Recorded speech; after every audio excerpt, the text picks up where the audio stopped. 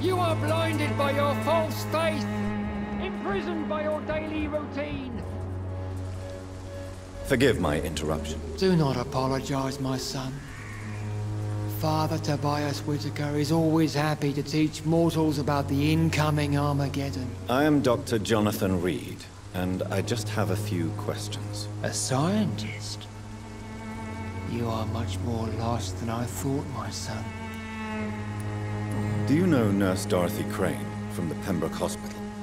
I'd like to know more about her. I don't like the liberal ideas of nurses, but I especially abhor that Nurse Crane you mentioned.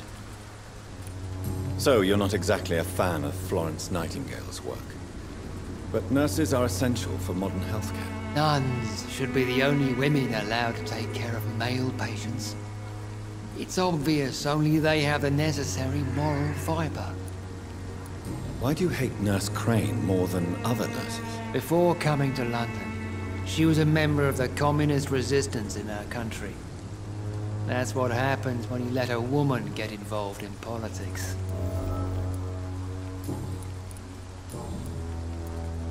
What do you mean when you say that I am more lost than you thought? All scientists are entangled in a world of causes and consequences, and most of them can't see the plain truth. Quite a judgmental opinion, if you ask me. But what do I know? Blinded by science as I am. But you are seeking answers, aren't you? Answers about the Armageddon about to strike the city. Answers about the hidden truth. Well, I suppose I can spare a few minutes listening to your so-called truth. As a doctor, you must be aware of the decimating epidemic. But let me tell you that this so-called Spanish flu is just the beginning of the end. What do you mean? The beast is finally revealing itself, corrupting the flesh and the heart of men. With my own eyes I have seen them, those minions from the abyss. Really? And what would be your answer to this biblical threat? We must fight the disease before this legion outnumbers us. But not with scalpels and microscopes. No. What is left then? Cleansing fire.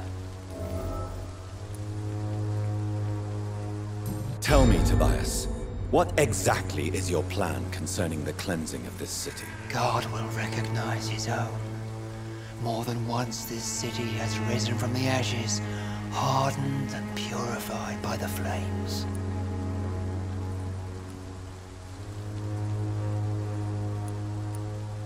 Purification by fire has proved useful, but where do you stop? Burn the clothes? The buildings? The corpses? Worse? Your lack of faith is predictable. But my task is to convince rational minds like yours to see the light. This is God's will. You're mad and dangerous.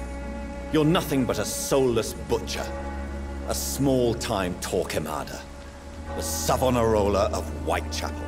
My son, if you think salvation is a free gift, go listen to the lies of that pompous fool, Joseph. Joseph, a fool? Vicar Larrabee of St. Mary's Church. While he continues preaching his fraudulent redemption, more and more people die in the streets. What do you mean when you say that I am... All science. Quite a judge... But you...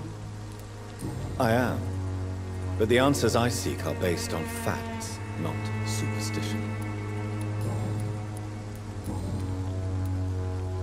Have you any friends? Any family left in these terrible times? No. But I have a disciple I see as my son.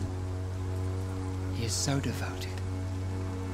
I sent him to preach the good word in the heart of this corrupted city.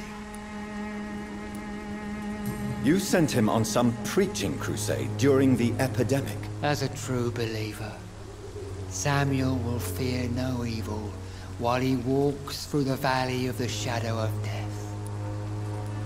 Where did you send him?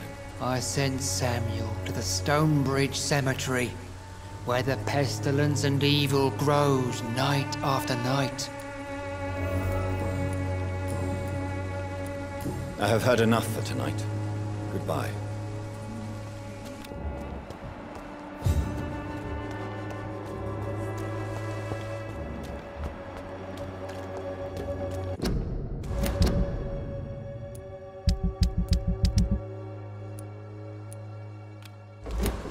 You look so pale, my lord. Would you like me to revive you? Don't be shy, handsome. What can Christina do for you? I'm not looking for what you're selling. But I'd like to ask you a few questions, if I may. I'm a doctor. Dr. Reed. All right then, but be quick. Though I usually get paid when I open my mouth. Do you know Nurse Dorothy Crane from the Pembroke Hospital? Anything you can tell me about her would be helpful. I don't know her, but I know her name is Dorothea Crăciunescu. She came from Romania like me and many others. You seem to respect her. Dorothea helps the sick people of Whitechapel. Everyone should respect that. Christina, have you been examined? The epidemic is spreading fast in London, and you could be exposed. Or expose others. I don't like doctors or hospitals, but I don't like you asking questions. Considering your line of work, I assure you it is only a matter of time before you have health issues. If it is going to happen, it will happen. Right now, I need money. That's what's important. You can put your own life in danger, that's your decision. But what about your clients? If you're contaminated, you will put them in danger too. And you think that would worry me? If you knew the men I deal with, their health would not be what you'd worry about.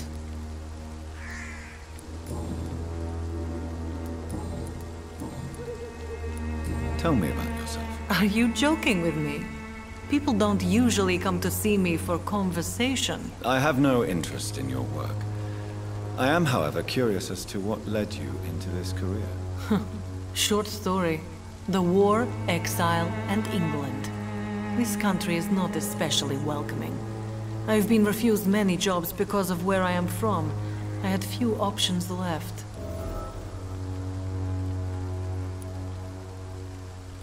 I always thought I was the master of my own fate. But now I know we don't always have control over our lives. I don't judge you. You know, this money is not only for me. I have good reasons to need this money quickly, but it is not your concern, Doctor.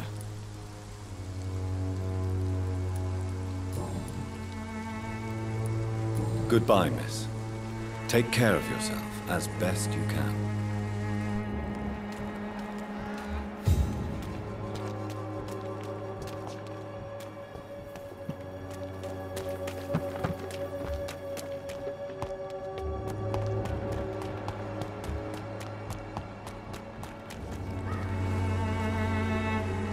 Excuse me, sir. Are you familiar with this part of town? Name's Clayton Darby, reporter. Sorry, I'm new to Whitechapel. But perhaps you could help me since you're a journalist. My name is Jonathan Reed. Dr. Reed, the famous surgeon. I'll gladly help if I'm able, sir.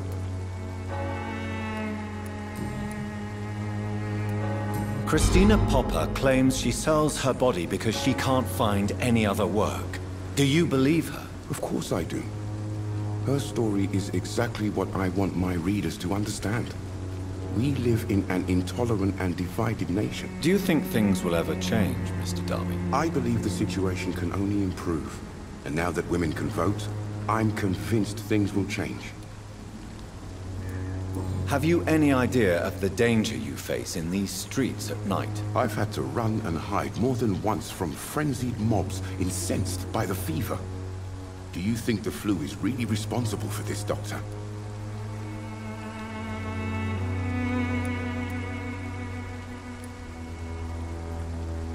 I must confess, some of my rational views have been shaken by recent events. I'll remember to stay away from the district's roughest streets then. Why are the newspapers keeping silent about the Spanish influenza? It's as though none of you care. There's a war going on. People shouldn't be demoralized by news of deadly diseases. I served in France. Our top priority must be to put an end to this butchery. This war must stop now. Sir, streets are a battlefield too.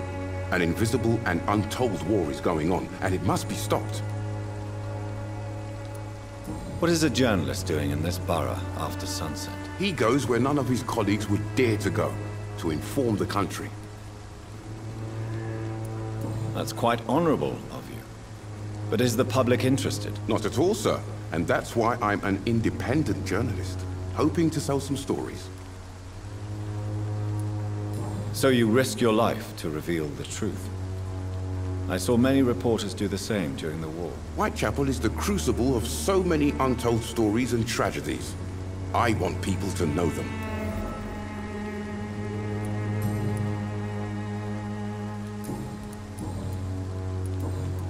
I heard you're investigating an underground medical dispensary in Whitechapel. What do you know about it? Not much, I'm afraid. They are wary of strangers, and I'm not really an acquaintance of theirs. Why do you care?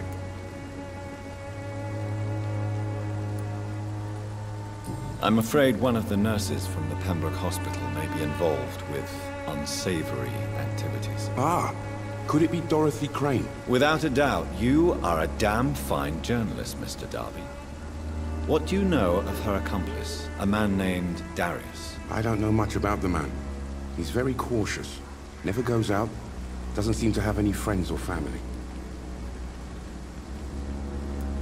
He has no relatives at all? No. Except for that strange man, a poet named Richard Nithercott, who sometimes comes by. Darius would never let him in. Where can I find this Mr. Nithercott? He spends most of his time lurking around Whitechapel, talking to himself or declaring verses. These days, you can usually find him behind the church. He never goes out? No. A few days ago, he unexpectedly did. I followed him, but it was just a ruse to keep me away from his house. Really? How do you know? He went to the nearest mailbox, but just before posting his letter, he ripped it up and threw it away.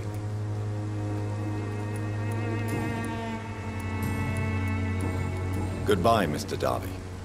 Farewell.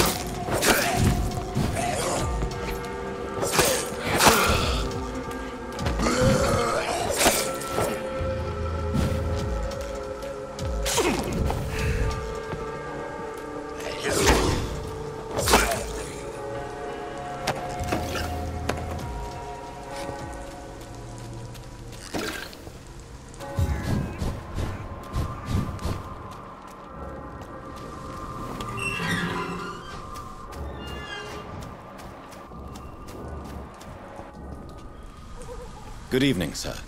I'm Dr. Reed. I would like to ask you a few questions. Please be my guest. Although I may not be the best informant regarding this part of town, my words speak about that which the eyes cannot see. Really? Are you an artist of some kind? I'm a poet, sir. Richard Nithercott, at your service. Are you aware that your life could be in danger in this part of town? But this is where I must be to feel the real beat of the city. I had to come, see it for myself, alone. I understand your need for solitude, but it's not safe around here. I don't care. I don't have many friends, Doctor, and my family despises me. If some misfortune came upon you, who would be here to help you? Well, you for a start, my dear Doctor. May I ask what you're doing at this hour of night, sir? Do you live here? Not at all. I'm just enjoying the pleasure of a quiet walk. Though night talks are always preferable, if you ask me. Especially with strangers. But are you not afraid of the epidemic? Oh, why should I? I see some equity in the Spanish flu. No flesh should be saved, say the scriptures. Good or evil, rich or poor, all are equal in the eyes of the flu. If you say so. But as a physician in a time of epidemic, I must caution you to avoid unnecessary exposure, sir. Thank you, Doctor. But we both know the seeker of truth has to go boldly where the weak dare not. What are your thoughts on the terrible situation in this city? Terrible, you say? No. Of course, the death of so many innocents is a tragedy. But the scourge has not been all bad for the city. Oh, no, sir. What are you talking about? Do you remember London before the flu?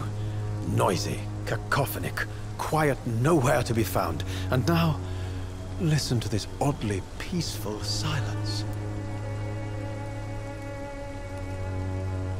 Yes. The enjoyable silence of the grave. You have a unique perspective on the situation, I must admit. Most people fail to understand my perspective. I don't blame them. But how could I call myself a poet if I veiled my feelings?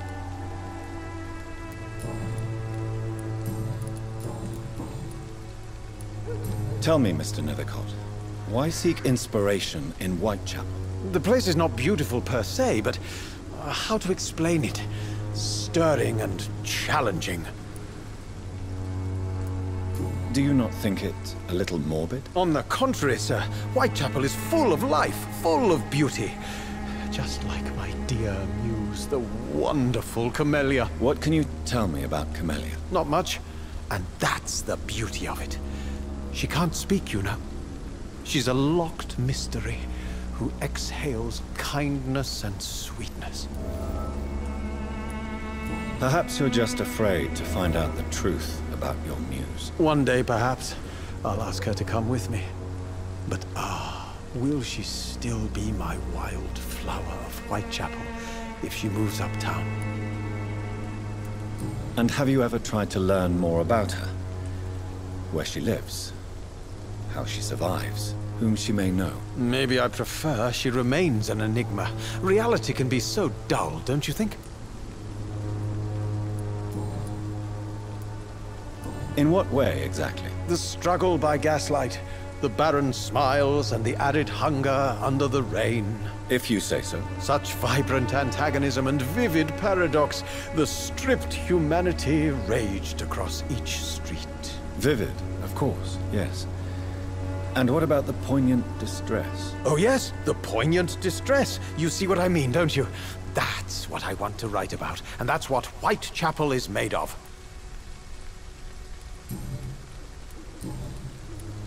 May I ask you a few questions about the district? Extraordinary part of town, is it not?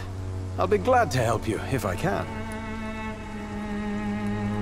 I'm looking for Dorothy Crane, a nurse who lives in this vicinity. Dorothy Crane. Oh, I love the name. The Crane of Whitechapel. Sounds very mysterious. But, sorry, no, never heard of her.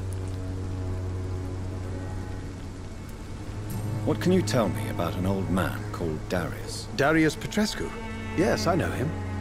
At first, I thought he was only a small publisher. I invited him to publish my work, but his reaction was pretty clear. Not interested in your talent? Darius is an old political activist who takes delight in printing tracts and lampoons. Those communist activities only require mediocre writing skills. I'll leave you alone, sir.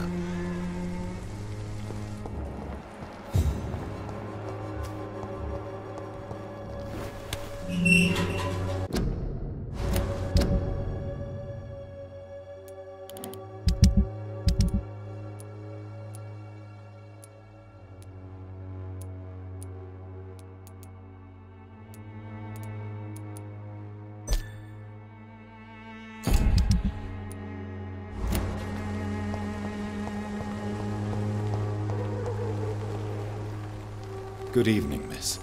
I'm Dr. Reed. I'd like to ask you a few questions. I know what you're thinking. A tall stranger who meets a girl in the street at night. It reeks of the penny dreadfuls. But I mean you no harm, truly.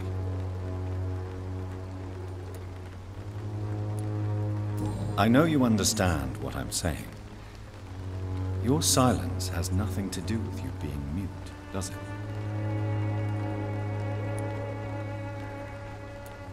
Tell me about Richard Nithercott. I understand he is quite fond of you, Camellia. Very well. Goodbye, then.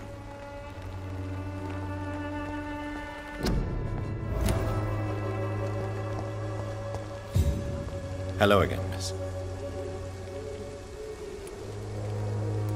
Camellia, I know you work for Dorothy Crane. Please tell me about her secret dispensary. A stubborn and mute comrade. Nurse Crane and Darius Petrescu have been clever.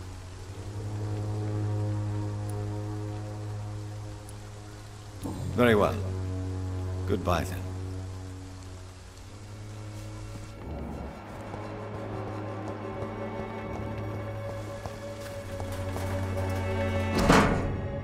The content of Darius' letter to his children could give me more leverage to enter. Hello. Darius is a bit less of a mystery now. It should not be that difficult to incite him to let me in. Very well.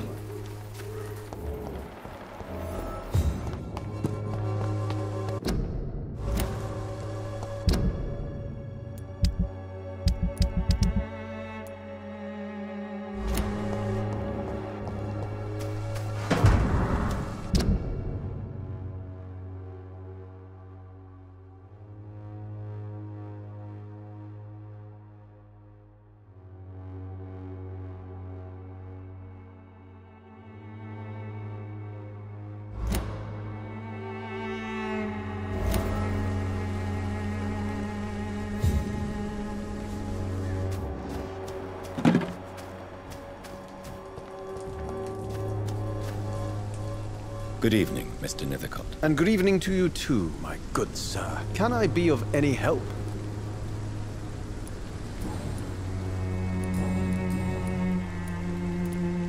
Did you know the Mute Florist is a member of a secret society? No, I didn't.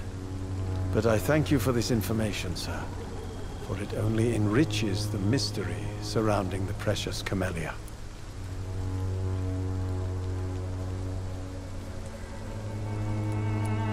Are you not curious? Is there not more you wish to know? That girl has not an ounce of malice in her.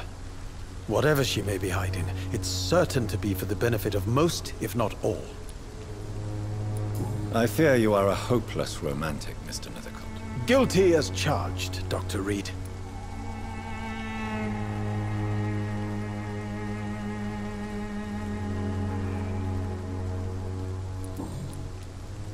You don't really make a living from your scribblings, do you, Richard? No, sir, I don't. I work so hard. I put all my time, my energy, my devotion into the precise carving of words.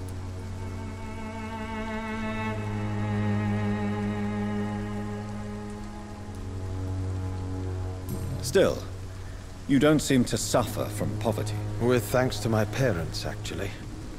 I'm afraid I would not be able to live on my own without their help. You seem embarrassed. Someday I hope to proudly offer my first publication to my parents. Until that day, I'll remain the failure of a son they have to support.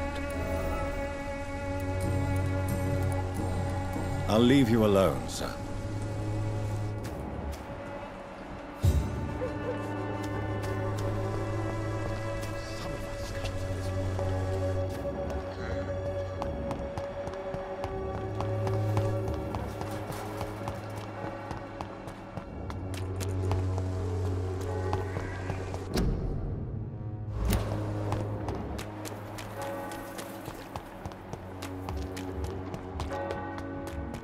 Of your home will not protect you.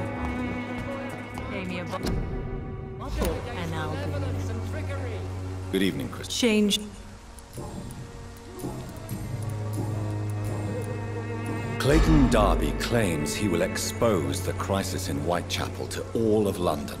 Do you believe him? I believe Clayton's courage will erode with time, until he finally leaves Whitechapel to start another fight somewhere else. Why this skepticism? How can you speak about starvation if you've never been hungry? Or about poverty? Or anything else you have never suffered from? Are you talking from experience? I've seen your type come here to get a good fuck in a cheap room or a dark alley before going back to their fancy houses in the West End.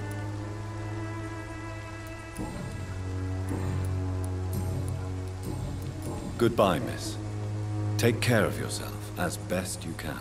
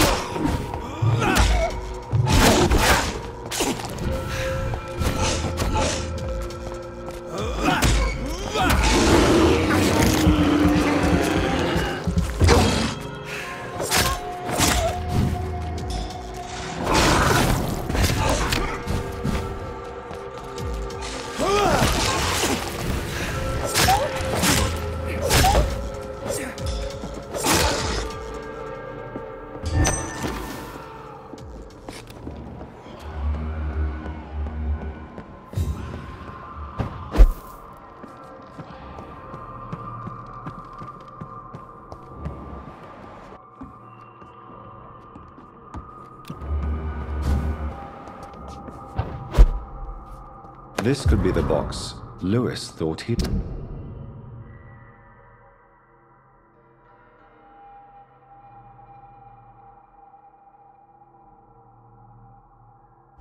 A love letter from Joe Peterson's wife, addressed to Barrett Lewis. Who should I give it to, I wonder?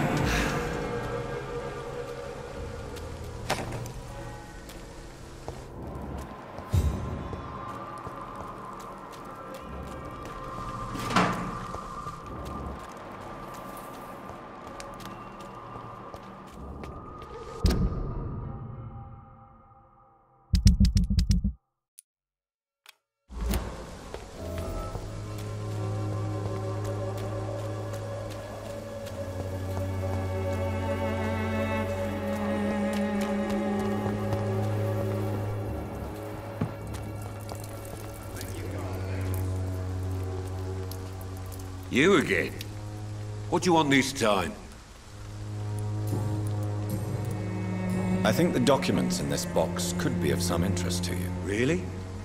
Where'd you get it? I found it in an abandoned building nearby. I thought you might want to keep these letters. Let me see. Ah, letters about my boy. Thank you, sir. You do not appear surprised or pained by this. Surprised about what? Harry's my son, I'm his father, and that's all there is to know, don't you think? Yes, I suppose you're right. Here's a little something for your trouble. And to remind you to keep your mouth shut about all this.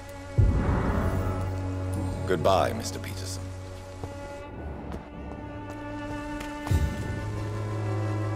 Fancy buying something, sir? You never lose... Barrett, you had an affair with Joe's wife, didn't you? Yeah, I did. She's the only woman I loved. My first regret is that she stayed with Joe after Harry was born. The second is I never shed a tear when she died. Did you ever try talking to Joe? Never. But I suspected he knew everything, even without knowing it. And he decided to make me pay in his own way. Do you mean... you're Harry's father? No one will ever know for sure. And it's better that way.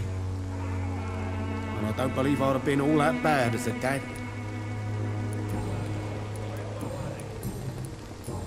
Goodbye for now, Mr. Lewis.